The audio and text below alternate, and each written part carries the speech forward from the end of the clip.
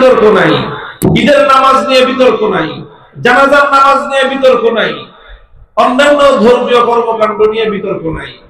যখনই আমরা রাষ্ট্রে ইসলামী রাষ্ট্র প্রতিষ্ঠার দাবি তুলি, যখনই আমরা ইসলামী রাজনীতির কথা বলতে চাই, যখনই আমরা ইসলামী রাষ্ট্র প্রতিষ্ঠার কথা বলতে চাই, তখন তারা আমাদের কণ্ঠ চেপে ধরার চেষ্টা করে।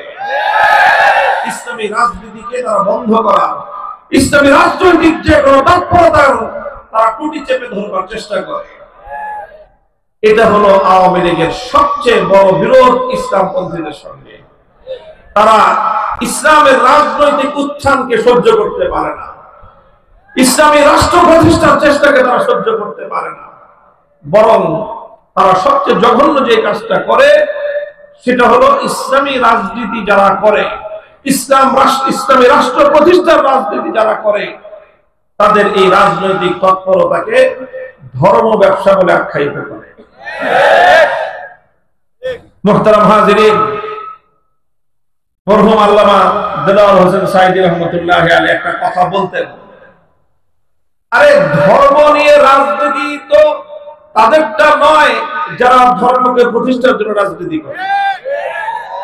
আলহামদুলিল্লাহ, আমরা তো আল্লাহর জমিনে আমাদের ওপেন বক্তব্য, পরিষ্কার ঘোষণা, জীবনের লক্ষ্য আমাদের আল্লাহর জমিনে আল্লাহর দ্বীনকে জিন্দা করব, আল্লাহর জমিনে আল্লাহর দ্বীনকে বিজয়ী করব, আল্লাহর জমিনে কোরআনী শাসন কায়েম করব, আল্লাহর জমিনে খেলাফত কায়েম করব।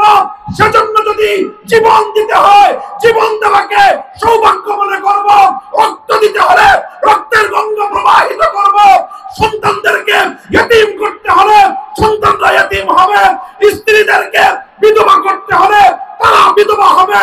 জীবনের বিনিময়ে আল্লাহর জমিনে কোরআনের রাজ কায়েম হলো, এটাই আমাদের চূড়ান্ত স্বপ্ন।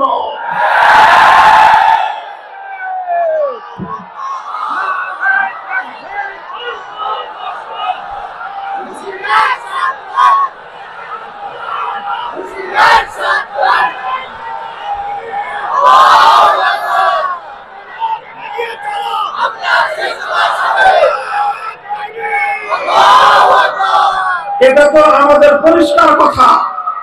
আমরা আমাদের সবকিছুর বিনিময়ে হলেও আল্লাহর জমিন আল্লাহর দ্বীনকে বিজয়ী করতে চাই, কোরআনের রাজ কায়েম করতে চাই, ইসলামী শাসন ব্যবস্থা প্রতিষ্ঠা করতে চাই।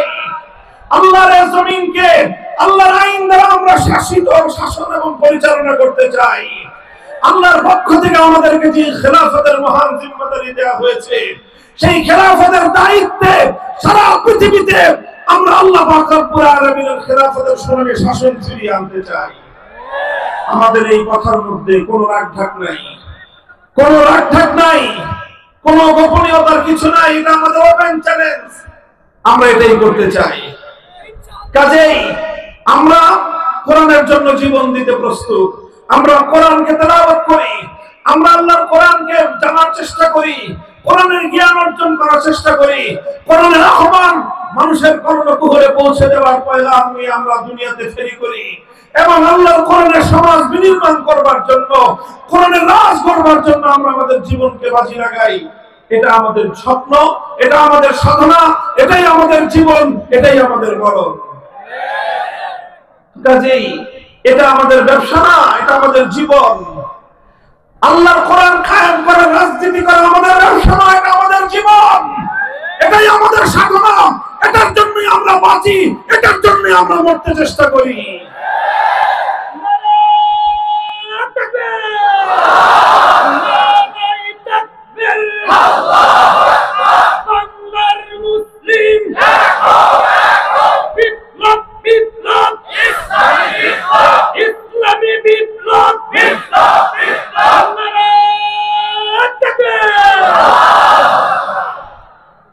তবে ইসলাম নিয়ে ব্যবসা করে এক শ্রেণীর মানুষ আছে, ধর্ম নিয়ে ব্যবসা করে এক শ্রেণীর মানুষ আছে। এরা কারা?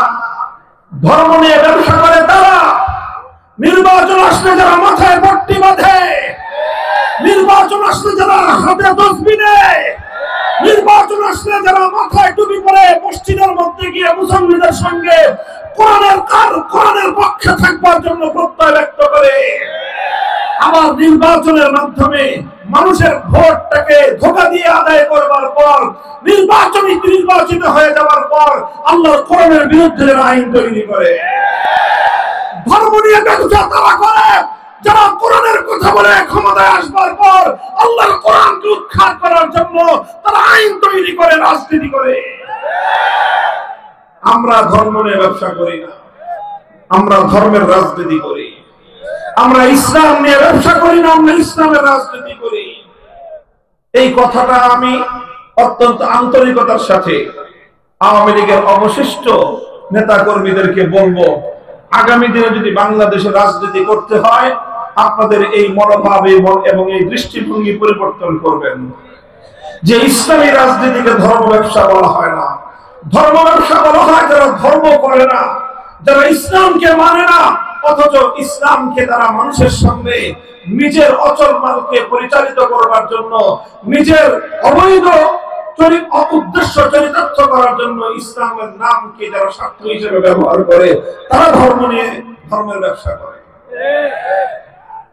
এই কথাটা বললাম এই জন্য যে এই যে জায়গাতে আমাদের সঙ্গে যে তাদের বিরোধ, এই বিরোধ যতদিন পর্যন্ত তারা তাদের এই জায়গাটাকে, তাদের এই দৃষ্টিভঙ্গিকে সংশোধন না করবে, আমাদের সঙ্গে আপোষ হওয়ার কোন সুযোগ নাই। এই প্রসঙ্গে সর্বশেষ কথা হলো আমার এই আওয়ামী লীগের সঙ্গে রাজনীতি করতে করতে এই সমস্যা আস্তে আস্তে ধীরে ধীরে বিএনপির রাজনীতি যারা করেন তাদের মধ্যে সংক্রমিত হইতেছে। আমি পরিষ্কার পয়গাম দিয়ে দিতে চাই, পরিষ্কারের বার্তা আমাদের পক্ষ থেকে দিয়ে দিতে চাই, যদি আমাদের রাজনৈতিক দর্শন নিয়ে, আমাদের কোনো পদক্ষেপ নিয়ে, আমাদের কোনো ভূমিকা নিয়ে আপনাদের কোনো আপত্তি থাকে সমালোচনা করবেন, কিন্তু ইসলামী রাজনীতিকে ধর্ম ব্যবসা বলে কটাক্ষজনক আপনাদের কেউ না করে। যদি আপনাদের কোন নেতা, আপনাদের কোন দায়িত্বশীল ইসলামী রাজনীতিকে যদি ধর্ম ব্যবসা বলে কটাক্ষ করার চেষ্টা করে, আপনাদের সঙ্গে আওয়ামী লীগের মতো আচরণ করতে আমরা দুইবার ভাববো না।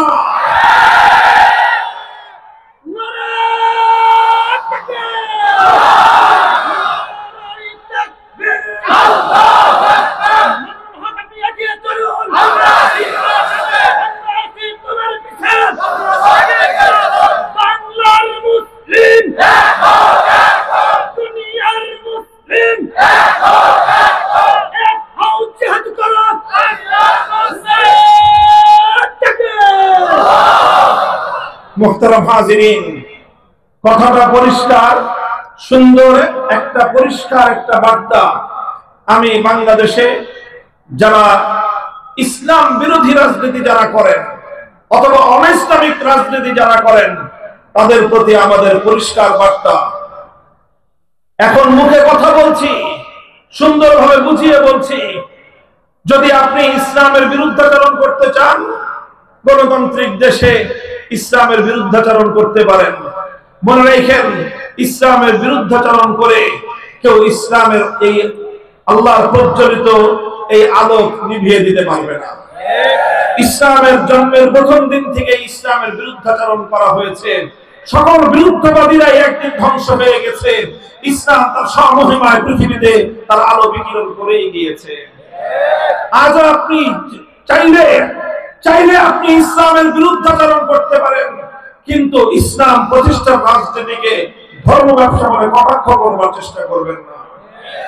আজ এই কথা শান্ত কণ্ঠে বলছি, মনে রাখবেন, এদেশে আমরা ধীরে ধীরে আলহামদুলিল্লাহ আল্লাহর কোরআনের প্রতি, ইসলামী অনুশাসনের প্রতি, ইসলামী শাসন ব্যবস্থার প্রতি, খেলাফতের শাসন ব্যবস্থার প্রতি, ইসলামী রাজনীতির প্রতি শুধুমাত্র আলেম সমাজ নয়, শুধুমাত্র মাদ্রাসা মসজিদের জনশক্তি নয়, প্রতিটি বিশ্ববিদ্যালয়ে, প্রতিটি ক্যাম্পাসে, প্রতিটি কলেজে, স্কুলে পর্যন্ত ইনশাআল্লাহ আল কোরআনের সৈনিক তৈরি হতে শুরু করেছে।